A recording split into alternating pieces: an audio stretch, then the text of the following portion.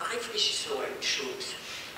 30% dans la population, ça veut dire 40% sur les listes électorales. Ça commence à faire.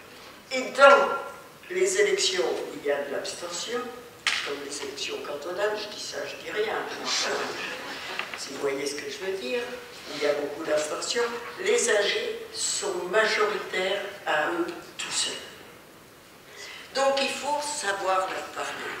Mais savoir leur parler, c'est certainement pas, comme on le faisait du temps de Sarkozy, vous êtes vieux, vous avez coûté cher, etc. Pas du tout.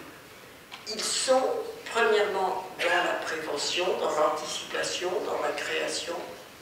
Il faut leur parler de cette manière positive, et j'entends maintenant d'ailleurs de plus en plus qu'on parle des cibles. On parle des idéaux, les personnes elles-mêmes, ça m'abuse toujours beaucoup, puisque j'ai imposé ce mot qui n'était pas réputé comme français. Et première chose, et il faut leur parler de leur utilité sociale. Il faut leur dire, mais on compte sur vous. On ne redressera pas la politique. On ne fera pas aimer la politique. On ne redressera pas la République sans les âgés. Ils sont porteurs d'une expérience de vie qui est spécifique, qui est forte. Ils ne sont pas forcément désormais scotchés dans un vote de droite. Un jour, Hollande m'a, non pas taquiné, mais disons taquiné, où je parlais justement, je m'avais fait une note sur le vote Front National et qu'il fallait absolument que les âgés demeurent un rempart contre le vote national, et donc je disais ce que je viens de vous dire, qu'il fallait parler de la jeunesse, mais pas que. Il fallait parler de cet énorme espoir qui est la longévité. Et alors il m'a dit, écoute, tu sais que quand même ils votent un peu à droite. Et je lui ai dit, oui, comme en Limousin. Et en Limousin, tout le monde vote à gauche. Et c'est la région la plus vieille d'Europe. Donc il n'y a pas d'obligation. Et il y a d'autant moins d'obligation que les baby-boomers, c'est-à-dire les générations que je représente, ils ont fait mai 68.